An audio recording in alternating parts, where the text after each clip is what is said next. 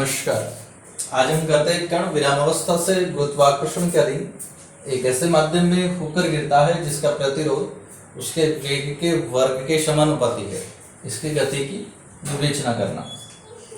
देखिएगा, एक कण को एक स्थिर बिंदु O से ऊर्ध्वाधर नीचे की ओर गिराया जाता है और एक ऐसे माध्यम में गिरा रहे हैं जिसका जो प्रतिरोध है वेग के वर्ग के समानुपाती है। तो मान लिया कि t समय पश्चात कण इस बिंदु P पर पहुंचता है जहां OP इक्वल टू x है और अब इस कण पर दो बल कार्यरत हैं। कौन कौन से? पहला कण का भार mg जिसकी दिशा हमेशा ऊर्ध्वाधर नीचे की ओर होती है। दूसरा प्रतिरोधी बल m(kv²) जो कि गति के विपरीत दिशा में कार्य करता है। कण ऊर्ध्वाधर नीचे की ओर गिर रहा है, इसलिए जो प्रतिरोधी बल है ऊर्ध्वाधर ऊपर की ओर कार्य करेगा। तो ये आपके पास में जाएगा m(kv²) क्योंकि वेग के वर्ग के समानुपाती है यहाँ। ठीक है, तो देखिएगा, एक कण को, एक m सहती के कण को, एक m सहती के कण को O से ऊर्ध्वाधर नीचे की ओर गिराया जाता है। ऊर्ध्वाधर नीचे की ओर गिराया जाता है।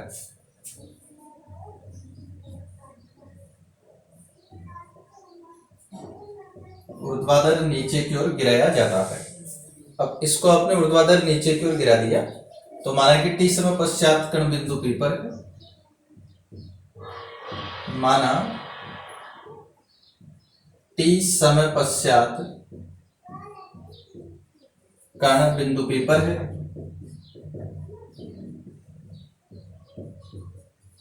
t समय पश्चात कण बिंदु P पर जहां OP इक्वल टू x है। जहां OP इक्वल टू x। अब कण पर दो बल कार्यरत है। अब कण पर दो बल कार्यरत हैं। कण पर दो बल कार्यरत हैं। कौन कौन से? देखिए, पहला कण का भार mg ऊर्ध्वाधर नीचे की ओर। कण का भार mg ऊर्ध्वाधर नीचे की ओर। सेकंड है प्रतिरोधी बल m(kv²). प्रतिरोधी बल m(kv²) ऊर्ध्वाधर ऊपर की ओर। ऊर्ध्वाधर ऊपर की ओर। ठीक है ना? तो एक तो कण का भार हो गया mg ऊर्ध्वाधर नीचे की ओर, दूसरा प्रतिरोधी बल जो कि ऊर्ध्वाधर ऊपर की ओर है। अब कण की गति का समीकरण हम लोग लिखेंगे सबसे पहले। तल की कण की गति का समीकरण। गति का समीकरण किस प्रकार से लिखेंगे? देखिए, हम यहाँ बल की चर्चा कर रहे हैं तो बल होता है द्रव्यमान इंटू त्वरण। द्रव्यमान आपने m लिया है और त्वरण जो है x दूरी पर हो जाएगा d2x/dt² इक्वल टू। अब देखिएगा, यहाँ दो बल कार्यरत थे। पहला mg ऊर्ध्वाधर नीचे की ओर। अब इनकी जो दिशा है पॉजिटिव लेना है या नेगेटिव लेना है उसको ध्यान दीजिएगा भाई। चूंकि कण को आपने यहाँ O से गिराया नीचे की ओर, तो जब कण नीचे की ओर आएगा इसका मतलब x बढ़ रहा है और x बढ़ रहा है तो पॉजिटिव लेना है। और अगर ऊपर की ओर होगा इसका मतलब x घट रहा है यहाँ पर, और x घट रहा है तो नेगेटिव लेंगे। तो अब यहाँ पर देखिएगा mg जो है ऊर्ध्वाधर नीचे की ओर कार्य कर रहा है और नीचे की ओर आने का मतलब x बढ़ रहा है। x बढ़ रहा है इसका मतलब mg को लेना है आपको पॉजिटिव। दूसरा जो है m(kv²), ये देखिए ऊपर की ओर जा रहा है। ऊपर की ओर जाने का मतलब x घट रहा है। x घट रहा है इसका मतलब चिन्ह आप लेंगे यहाँ नेगेटिव, माइनस m(kv²). तो इक्वेशन आपके पास में जाएगा d2x/dt² equal to j - kv²। तो g minus K V square, equation number first, ये अपने पास में आ गया कण की गति का समीकरण। आगे हम इसकी विवेचना करेंगे। अब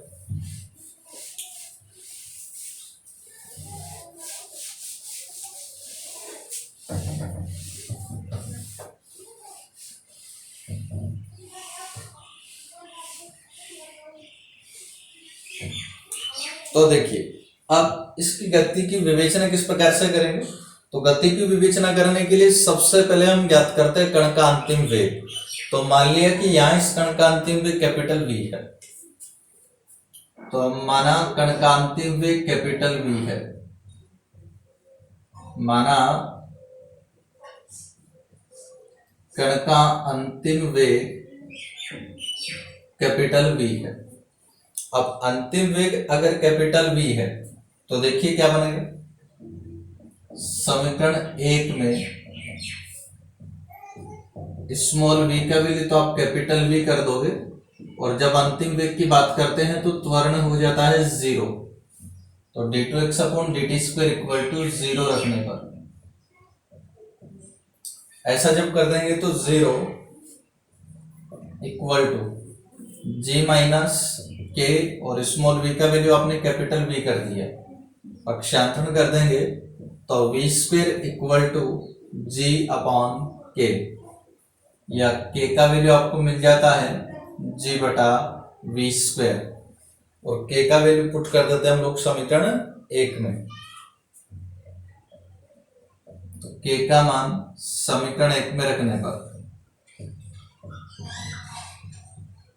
के का मान समीकरण एक में रखने पर, अब के का वैल्यू जैसे समीकरण एक में पुट करेंगे तो क्या बनेगा, देखिए इक्वेशन हो जाएगा d2x upon dt square equal to G minus K V square. तो के का वैल्यू आपके पास में है जी बटा we square into small we square.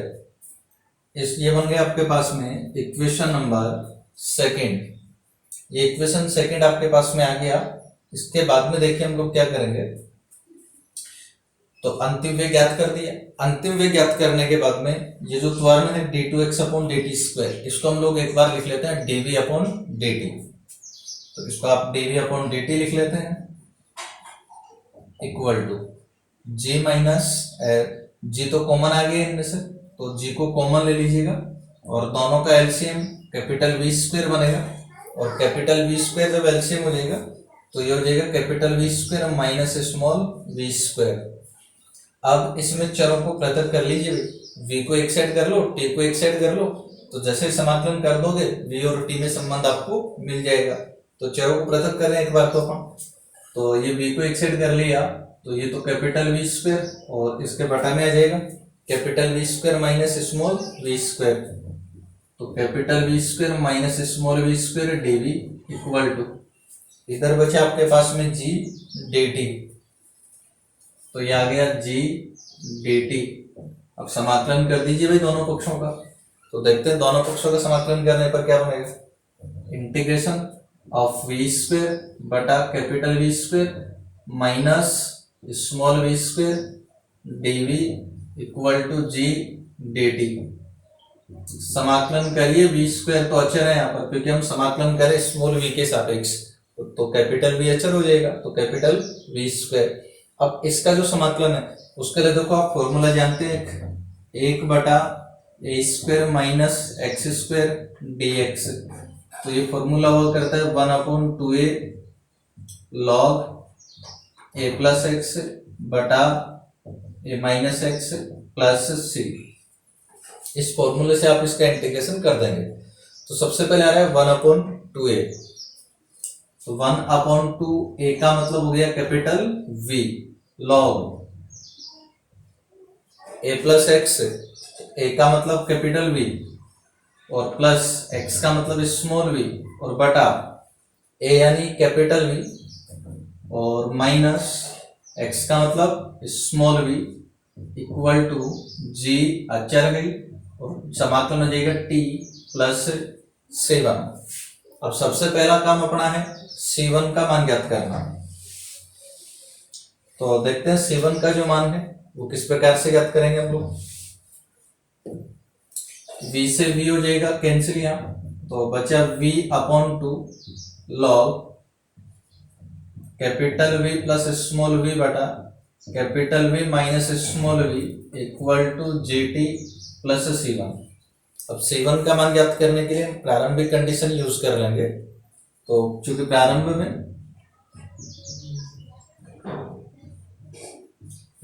में जब t इक्वल टू 0 है तो v इक्वल टू भी 0 है, तो इनको दोनों को 0 0 करके C1 का मान ज्ञात करिए।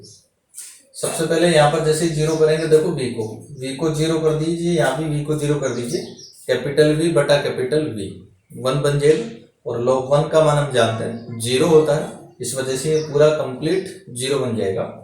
और इक्वल टू, तो 0 इक्वल टू t का मान 0 कर दिया तो 0 प्लस C1, यानी C1 का मान आपके पास में क्या आ गया भाई 0। C1 का वैल्यू पुट कर दीजिए, तो C1 का मान रखने का, C1 का मान रखने पर अब C1 का वैल्यू पुट कर देंगे हम लोग, देखते हैं क्या बनेगा C1 का वैल्यू पुट करने पर।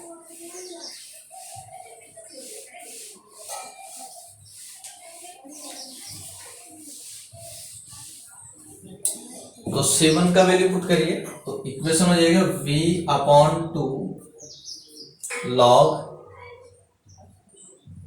Capital V plus small v बटा capital V minus small v equal to GT और प्लस C1 का मान हो गया 0।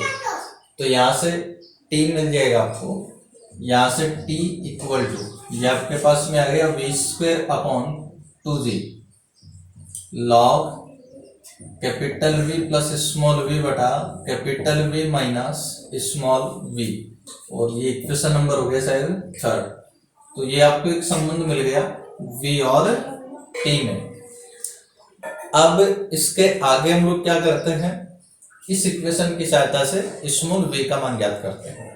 तो स्मॉल v का मान ज्ञात करते हैं, स्मॉल v का मान ज्ञात करने के लिए इस v स्क्वायर अपॉन 2g को उठाइए सबसे पहले यहाँ से, इसको इधर ले लीजिएगा तो जाएगा 2GT upon v square equal to log capital V plus small v बटा capital V minus small v। इसके बाद लॉग हटा दीजिएगा, लॉग हटाएंगे, यहाँ तो लॉग है ही नहीं, लॉग नहीं है, इसका मतलब ये e की पावर में आ जाएगा, तो e की power 2GT upon v square equal to capital V plus small v बटा capital V minus small v।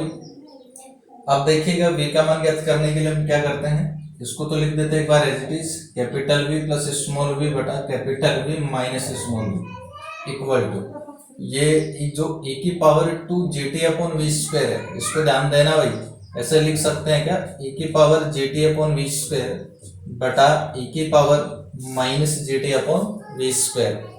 इसको आप ऐसा लिख सकते हैं क्योंकि इसको ऊपर लेते हैं, ये पॉजिटिव हो जाएगा, और e की power GT upon v square dot e की power GT upon v square ये बनता है। e की power 2GT upon v square को हम ऐसा लिख सकते हैं, ऐसा लिख सकते हैं। तो अब हम लगा देंगे यहाँ पर योगांतरानुपात, योगांतरानुपात से। अब देखते हैं योगांतरानुपात लगाने पर क्या बनेगा और किस प्रकार से बनेगा।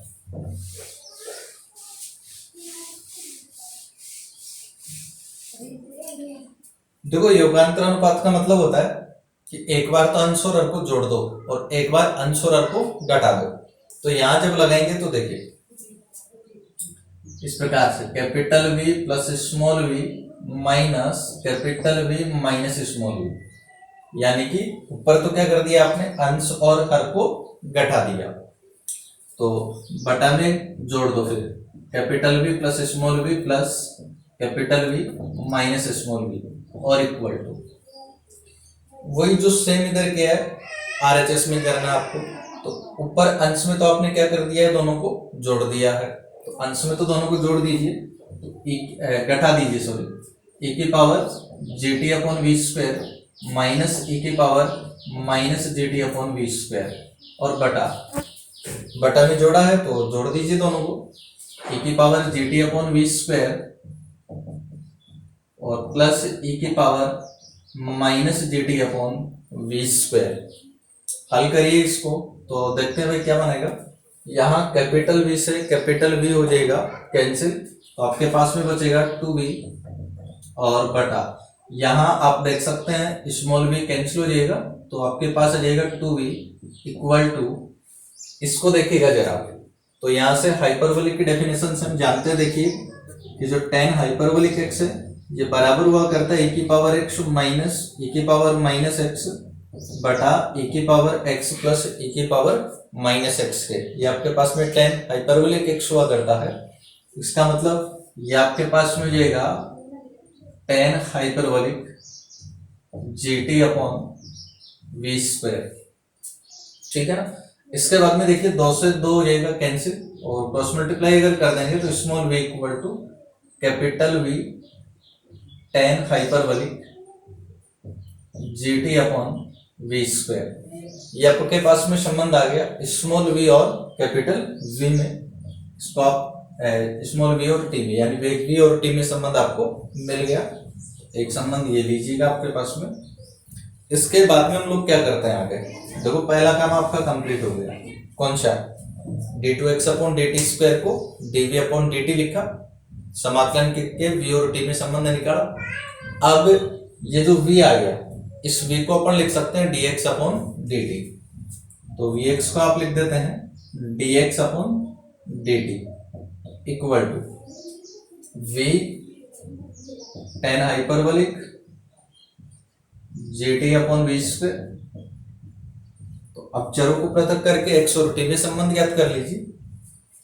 तो चरों को पृथक करेंगे तो dx equal to v tan hyperbolic gt upon we square dt, और अब समाकलन कर दीजिए इसके दोनों पक्षों का।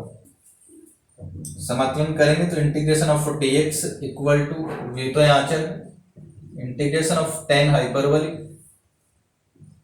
gt upon we square dt, ठीक है ना।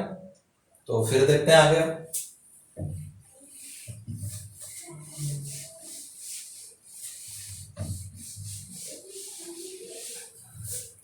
अब देखिएगा भाई जो dx है इसका समाकलन आप जानते ही हैं क्या हुआ करता है, x इक्वल टू इधर से v तो अचर है और tan हाइपरबोलिक x का समाकलन होता है log cos हाइपरबोलिक x से, इसलिए इसका जो समाकलन है ये हो जाएगा log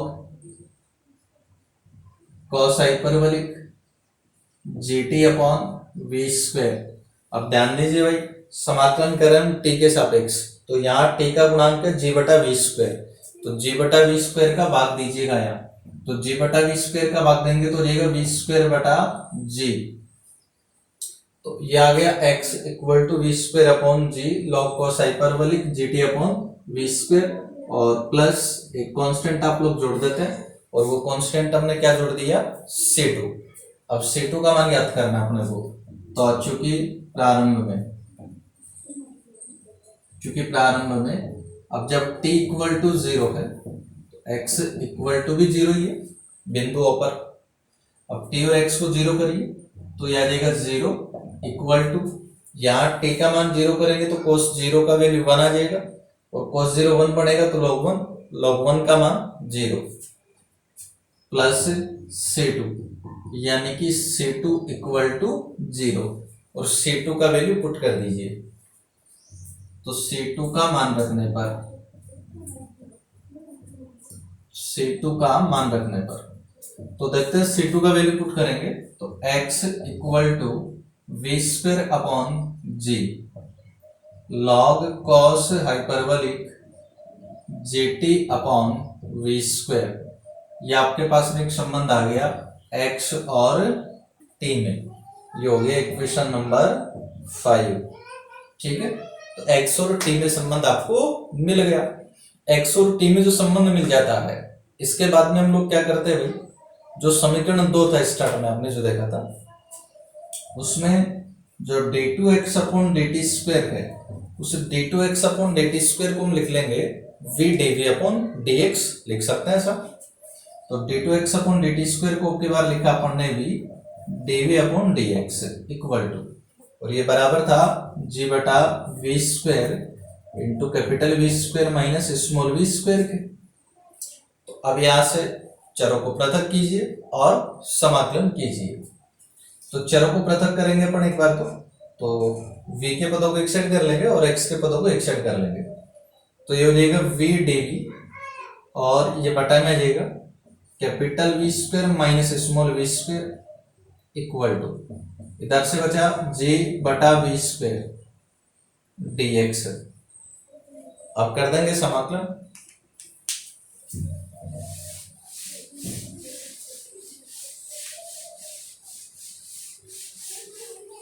तो देखिए अब इसके दोनों पक्षों का समाकलन करेंगे तो इंटीग्रेशन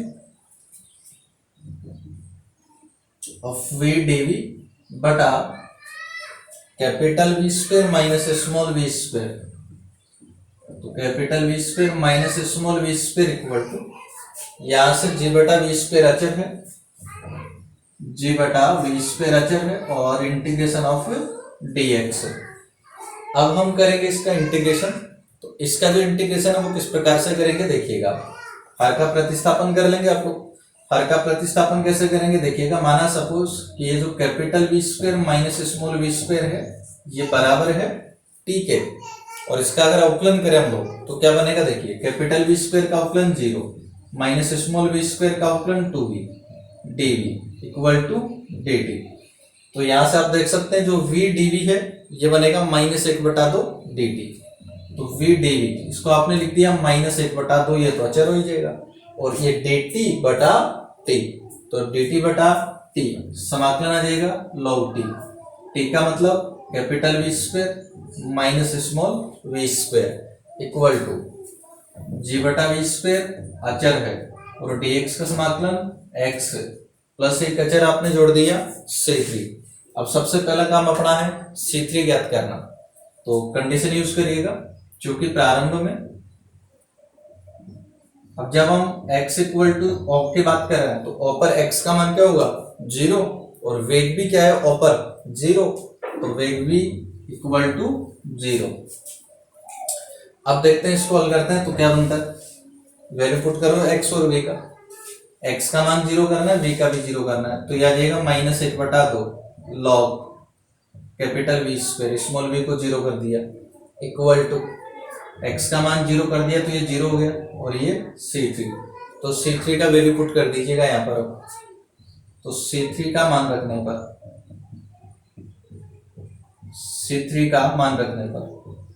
अब c3 का वैल्यू पुट करेंगे क्या बनेगा देखते हैं।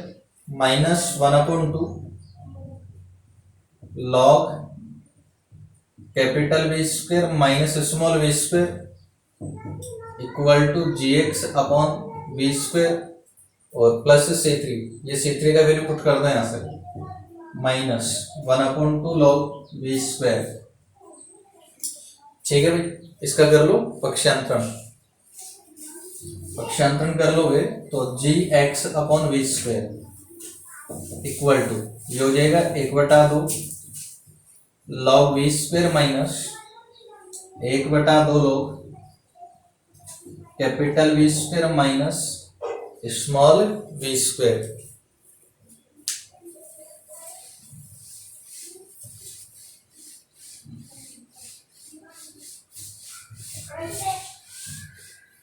अब इसको देखिएगा gx upon we square equal to इधर से 1/2 आ जाएगा कॉमन। 1/2 को ले लीजिए कॉमन। 1/2 कॉमन लेंगे तो क्या बचेगा log वी स्क्वायर। तो ये आपके पास में आ गया भाई log वी स्क्वायर माइनस यहां से देगा log capital V square minus small we square then gx upon we square equal to 1/2 log की प्रॉपर्टी लगा दीजिए log m minus log n, तो बन जाता है log m/n। तो ये आपके पास में जाएगा log m/n यानी कि कैपिटल वी स्क्वायर बटा capital V square minus small we square. तो अगर हल करते हैं इसको 1/2 को यहां से हटा दें तो या x को मान ज्ञात कर लेते आप यहां से। x इक्वल टू x का मान आ जाएगा v square upon 2g log capital V square बटा capital V square minus small we square. शायद इक्वेशन नंबर ये 6 ही है। और ये आपको एक संबंध मिल गया v और x में। v और x में संबंध आपको मिल गया। एक बार इसी संबंध से हम स्मॉल v का मान ज्ञात कर लेते हैं। स्मॉल v का मान ज्ञात करना है तो यहां से वी स्क्वायर अपॉन 2g को उठा दीजिएगा, तो 2gx upon we square equal to log capital V square बटा capital V square minus small we square. हाँ भाई, लॉग हटा दो यहां से, तो ये e की पावर में आ जाएगा, e की power 2gx upon we square equal to इधर होगा कैपिटल वी स्क्वायर बटा capital V square minus small we square. Small V का मान ज्ञात करना चाह रहे हैं, क्रॉस मल्टीप्लाई कर लीजिएगा। तो क्रॉस मल्टीप्लाई करेंगे तो capital V square minus small we square into e की power 2gx upon we square equal to capital V square.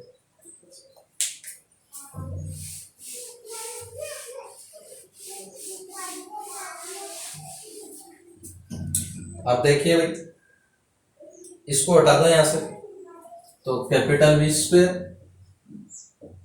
Minus small we square equal to, इसको हटा देंगे तो वी स्क्वायर और इनटू ये इसके बटा में आएगा, तो ऊपर लिखेंगे तो बन जाएगा e की power minus 2gx upon we square. और इसके बाद पक्षांतरण करके स्मॉल वी स्क्वायर को एक साइड कर देंगे और बाकी को एक साइड कर लेंगे। ऐसा जब कर लेंगे तो small we square equal to आ जाएगा capital V square minus capital V square e की power minus 2gx upon we square. Then small we square equal to, दोनों में से कैपिटल वी स्क्वायर आ जाएगा कॉमन, तो 1 माइनस e की power minus 2gx upon we square.